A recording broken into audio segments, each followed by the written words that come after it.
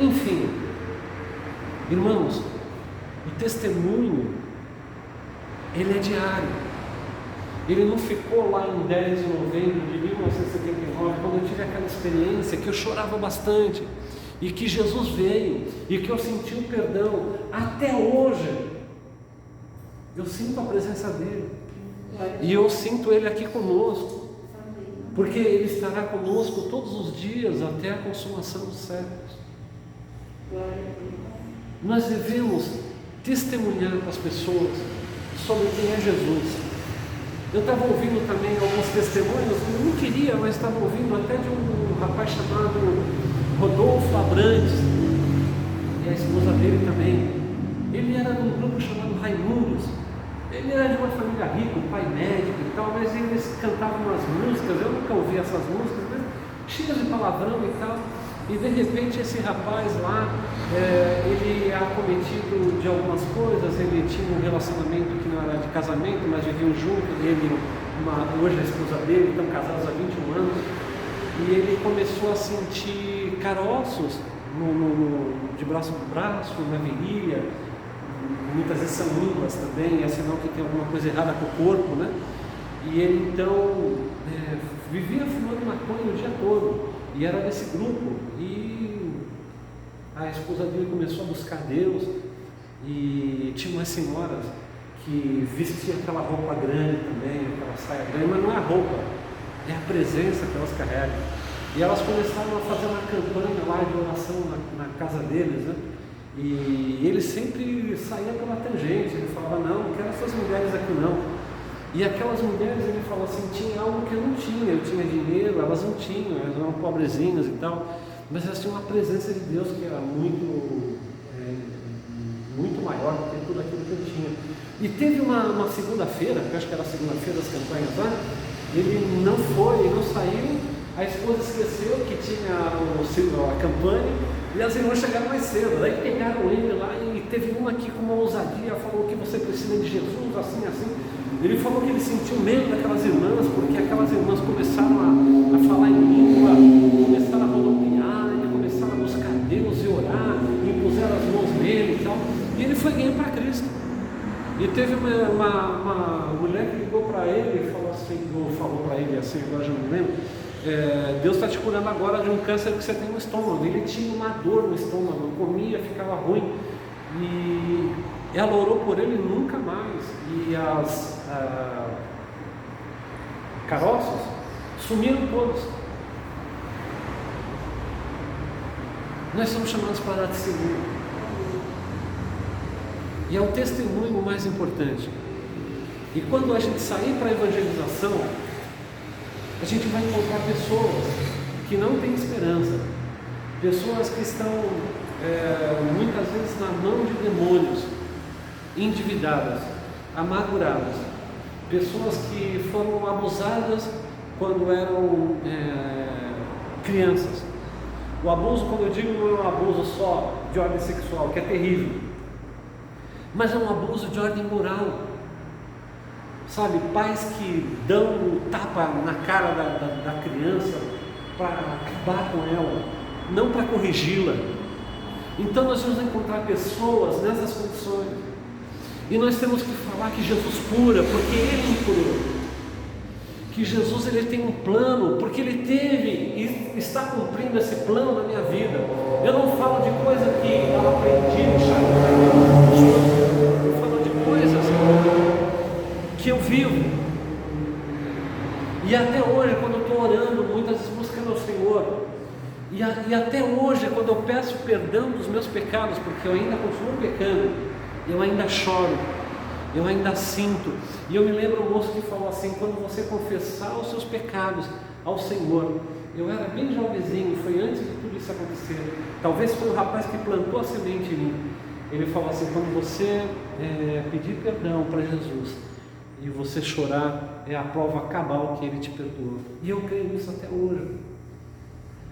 Nosso testemunho tem que ser diário, nossas experiências têm que ser diárias. Eu queria abrir, eu tenho que terminar a aula, eu queria abrir Atos 26, verso 14 a 19.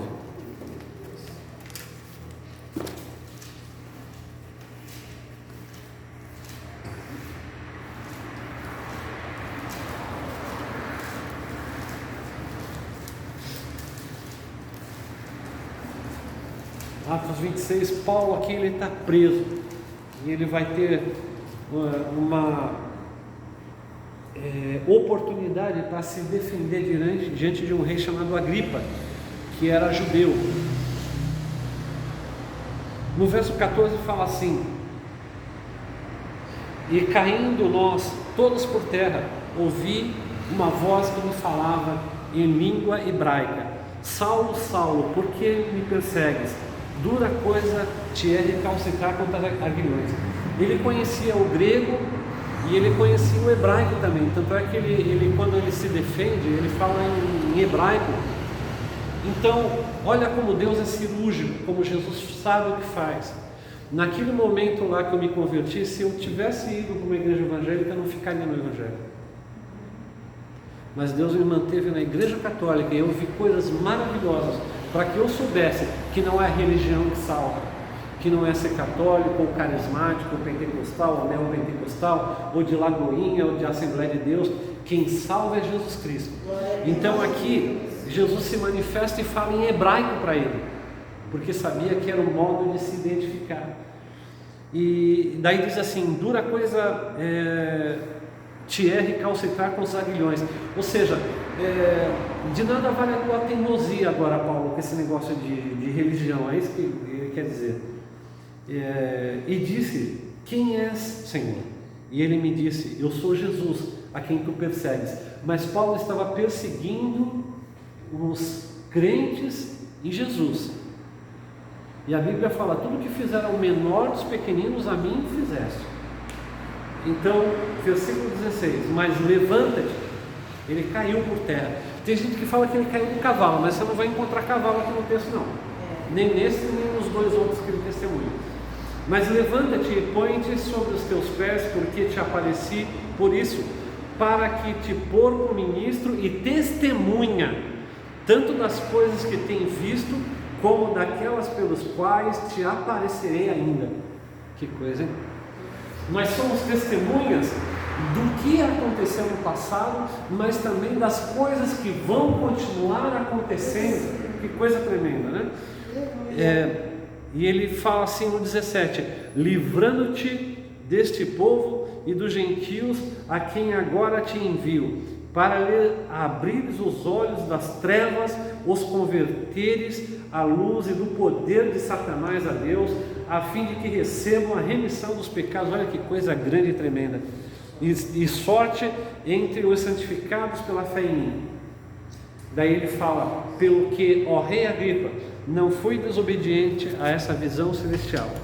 Então nós somos chamados para testemunhar. Nós temos carregamos em nós sementes para gerarem frutos para o reino de Deus. Necessariamente nós não precisamos ser super teólogos, por mais que aprendemos a teologia e a riqueza da letra aqui também, né? O que vai impactar as pessoas é você chegar com a palavra dizendo: Jesus fez isso para mim, e o Espírito Santo vai gerar naquela pessoa: eu também quero. Por quê? Porque a Bíblia diz que aquele que crê em mim, no seu interior jorrará rios de água viva. Então essa água que jorra de nós, ela vai tirar a sede de quem tem sede. Eu me lembro muitos testemunhos em que de pessoas que acabei ganhando para Cristo, coisas que aconteceram. Eu me lembro no rapaz que era executivo. Eu trabalhava numa empresa em 2002 e eu fiquei até mais tarde lá, e era comum, por causa eu ligava para cá e falava assim: vou dormir aqui em São Paulo, e era assim. Daí eu fiquei trabalhando até meia-noite. Ficou comigo um rapaz executivo chamado Célio, e o Célio: vamos jantar? Eu falei assim: vamos. Ele falou assim: você vai ficar onde? Eu falei assim: eu vou ficar nesse hotel. Eu também vou ficar nesse hotel aí, pegaram a reserva para mim. Daí a gente janta. Daí ele começou a conversar lá, e o Senhor abriu o coração dele. Daí ele pegou assim, acendeu um cigarro, e francamente essas coisas não me atrapalham não.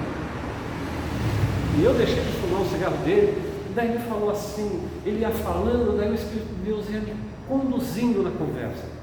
Daí ele falou assim, a palavra que ele usou, meu trabalho eu entendo como um chamado, um ministério. Eu falei, até agora.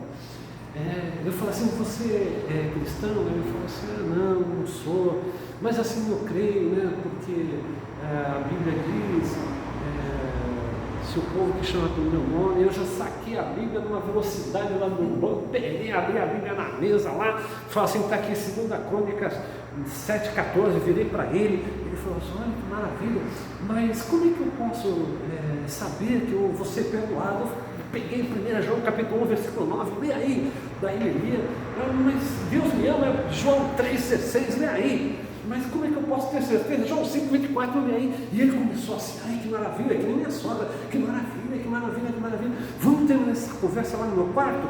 Daí começou a falar, daí a pouco eu falei para ele, daí o Espírito de Deus falou assim, agora João, vai dormir, deixa ele comigo. No dia seguinte, eu cheguei lá às 7 da manhã para trabalhar, ele já estava trabalhando com um sorriso desse tamanho. Daí ele falou assim para mim, eu tive um encontro com a amada nessa madrugada. E eu recebi Jesus como Salvador, como você falou para mim. Percebe, meus irmãos? É a água viva de Deus.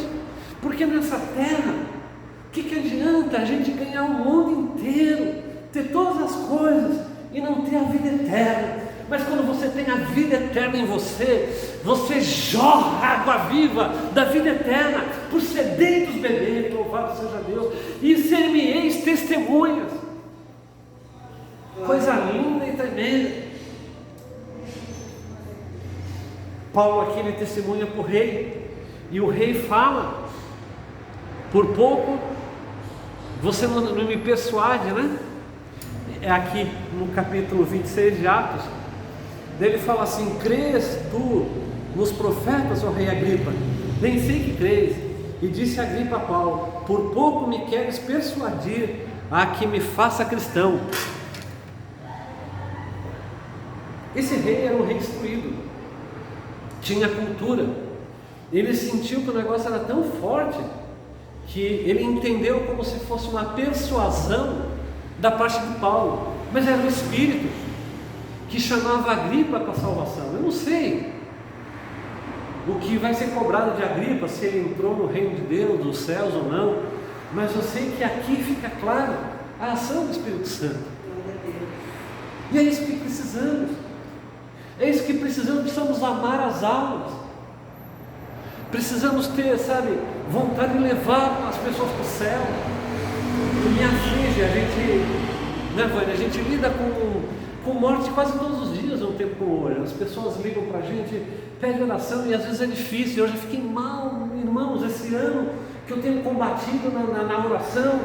Eu recebi um pedido de oração, falei com o pastor Vitinho, né? Daí as pessoas falam assim, quero agradecer a oração, mas meu parente partiu. Aquilo angustia. Teve um caso que não deixou mais angustiado ainda. Eu falei assim, vocês estão falando de Jesus para esse povo aí que está doente, que estão pedindo oração? Mas ele não queria Jesus. Eu falei assim, que coisa terrível, partiu para a eternidade. Eu não sei se ainda houve um tempo de chance. Partiu para a eternidade nessas condições. Eu falei, isso não dói nos vossos corações? O Senhor quer curar, Ele quer curar, mas antes de tudo Ele quer salvar. Eu me lembro que chegou um moço da Bola de Neve, a gente é responsável pela capelania, ainda somos, né? Na Benê. Daí ele ligou para a gente e falou, olha, tem uma pessoa, um jovem, que a família toda daqui da Bola de Neve, lá de Santos, eles são convertidos, e o moço é um adolescente, ele está com câncer. Daí eu corri, falei, pedi para manda alguém lá, vocês não podem deixar eu entrar, mas pelo amor de Deus, manda alguém lá falar de Jesus para esse rapaz. E me angustiava, porque não vinha resposta. Daí no dia seguinte veio uma resposta. Eu falei assim, o jovem partiu para a eternidade. Daí eu falei, meu Deus. Daí o rapaz falou assim, nos últimos minutos desse rapaz, entrou um crente do hospital. e pregou o Evangelho para ele. E ele se arrependeu dos pecados. E ele recebeu Jesus como Salvador. E ele foi para a glória, louvado seja Deus. A família está toda alegre e agradecendo você. Não tem mérito nenhum, porque não fui eu, foi Deus que mandou a pessoa lá. Glória a Deus. E às vezes eu vejo assim, tanta